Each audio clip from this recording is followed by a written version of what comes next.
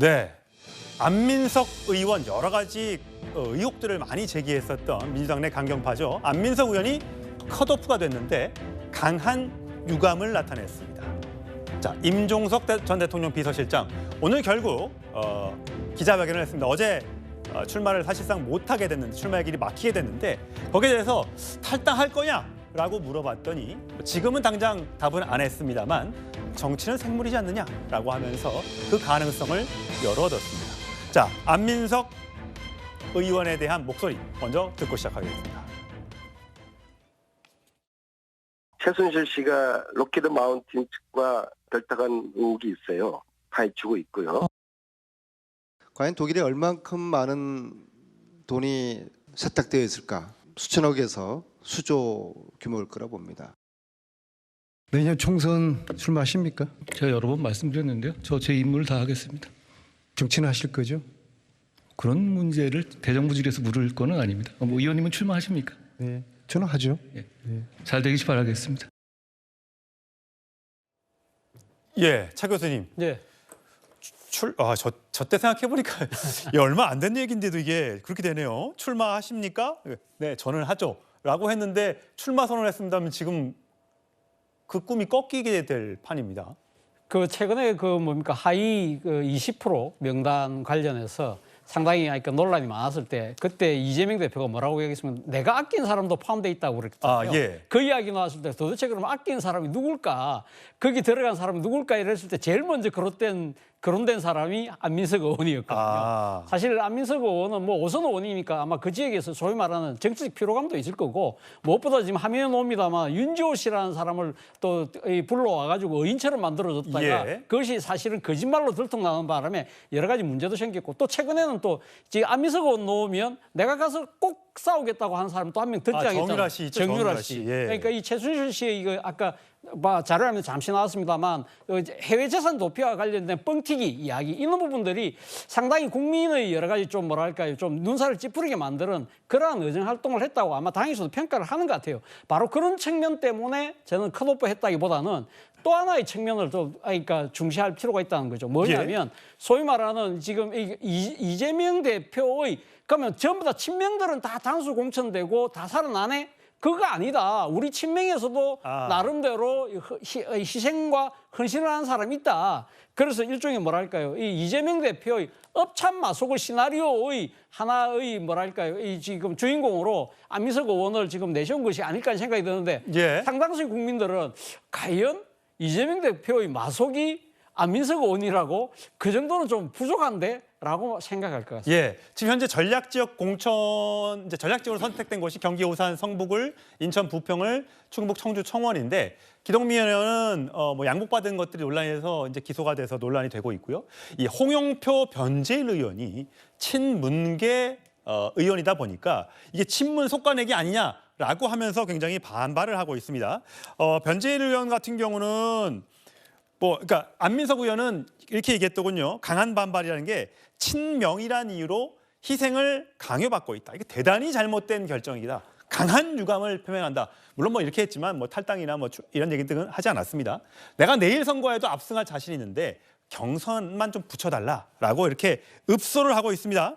그리고 변재일 의원도 컷오프에 반발하면서 내가 친명이어서 희생이 돼야 되느냐라고 하면서 납득을 못하겠다라고 하면서 또다시 여러 가지 친명 횡사 이걸 친명이 아니라 친문 횡사 이걸 주장하고 있습니다. 과연 이 많은 사람들이 또 어떤 정치적 행보를 보일지는 아직 알 수 없습니다만 하여튼 민주당 내 공천 갈등은 계속되고 있다는 말씀을 드리면서 안민석 의원이 과거에 했던 발언이 있는데 이것도 또 회자가 되고 있습니다. 잠시 들어보시죠. 민주당 내부의 과한 적대적인 분열 이것은 이 사항을 수습하는 데 도움이 되지 못한다. 그래서 이후에 중진들이 잘 수습될 수 있도록 당내 적대적인 대립과 분열을 극복할 수 있도록 중진들이 좀 함께 힘을 모으자. 그런 정도에서 이야기를 나눴습니다. 가결표를 던진 의원들에 대해서 해당 행위라고 하거나 색출하는 움직임에 대해서도 좀 우려 그러니까 우리 중진들의 말씀들은 이게 당론으로 정해질 게 아니기 때문에 해당 행위라고는 엄격히 볼 수 없는 것이다. 그런 의견들이 중진들의 대체적인 의견입니다.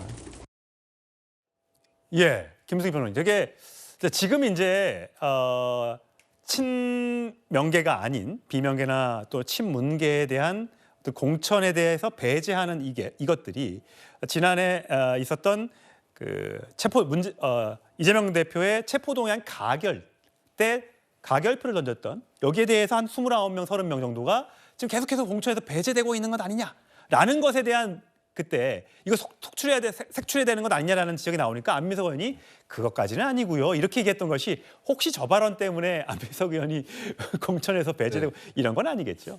그렇게까지 생각하고 싶지는 않은 게 사실 안민석 의원이 지난 민주당 대선 후보 경선 때 이재명 캠프의 좌장이었었어요. 예. 그리고 다선 의원으로서 캠프 안에서 굉장히 중책을 맡고 또 밖에 비춰지는 이미지도 무거운 이미지였고 이제 캠프를 대변해서 여러 차례 또 방송도 했기 때문에 글쎄요 뭐 일각에서 이제 이재명 대표 지지층 중에서도 발언 하나하나에 이제 민감하고 시비를 걸기 좋아하는 사람들은 이제 저런 반응을 했다 손 치더라도 좀 꾸준히 지켜본 분들은 뭐 2018년 8월에 또 계륵 발언을 했다고는 하지만 그것도 상당히 오래전 일이라고 볼 수 있겠고 그런 의미에서 안민석 의원이 이제 저 발언 그러니까 체포동의안 가결을 던진 것이 당론 위반이 아니다라고 하는 그 발언 때문에 이렇게 낙인이 찍혀서 컷오프가 되는 것은 좀 그것은 아니지 않을까 이렇게 봅니다. 그리고 예. 안 의원이 했던 발언은 사실 정상적인 발언인 것이 이재명 대표 체포동의안은 당론으로 한 번도 정해진 적이 없었거든요. 그런 의미에서는 사실 이 대표야말로 그 당시 체포동의안 때문에 지지층 내에서 갈등과 비난이 많았을 때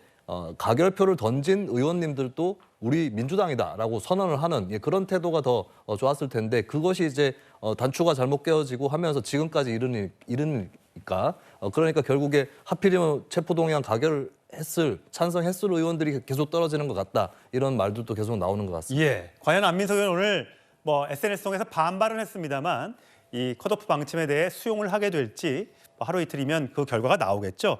오늘 단수 공천한 곳이 하나 더 있는데 민주당에서 종로입니다. 종로에 고 노무현 전 대통령의 사위 곽상원 변호사를 단수로 공천을 했습니다. 이로써 서울 종로에 대진표가 짜이게 됐는데 국민의힘의 최재형 현 의원, 그다음에 개혁신당의 금태섭 전 의원, 그다음에 민주당의 곽상원 변호사 이렇게 3자 구도로 펼쳐지게 됐습니다.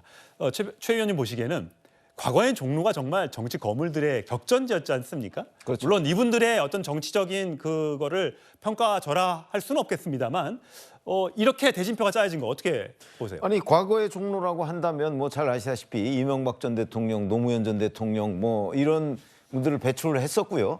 그다음에 거기에 뭐 이종찬 전 국정원장 뭐 여러 차례 종로에서 당선이 정세균 전 있었죠. 총리. 그러니까 이 정세균 전 총리, 이낙연 전 총리 뭐 다 종로를 예. 거쳐가지 않았습니까? 그러니까 이제 그런 사람들에 비하면 지금 저분들의 정치적 체급은 뭐 조금은 낮다. 이렇게 충분히 저는 평가할 수 있다고 봐요. 아 근데 저거 하나 궁금한 게 네. 곽상현 변호사가 어쨌든 노무현 전 대통령의 사위지 않습니까? 그렇죠. 그러면 그거를 고려해서 한 자리를 줬다라고 봐야 되는 겁니다. 저는 그렇게 봅니다. 그건 왜 그러냐면 권양숙 여사가 이광재 전 사무총장이 종로 출마를 검토하고 있을 때 그걸 부탁을 했다는 거 아니에요. 내 사위를 위해서 당신이 좀 양보해라 그래서 이광재 전 국회 사무총장은 지금 경기도로 분당으로 갔잖아요. 갔죠. 분당으로 예. 갔잖아요. 그렇듯이 그런 것이 언론에 공개되면서 이제 곽상원 전 변호사에 대해서 도전하는 사람이 없어진 거 아닙니까? 당초에는 전현희 전 국민권익위원장도 예. 종로에 출마한다고 했어요. 그러더니 그냥 슬그머니 사라져 버렸어요. 예. 그거는 역시 노무현 전 대통령의 부인 권양숙 여사의 어떤 정치적 위상 때문에 저는 종로에 곽상원 변호사가 단수 공천을 받았다 이렇게 생각을 합니다. 예. 사실 따지고 보면 곽상원 변호사 지난 4년 전에는요.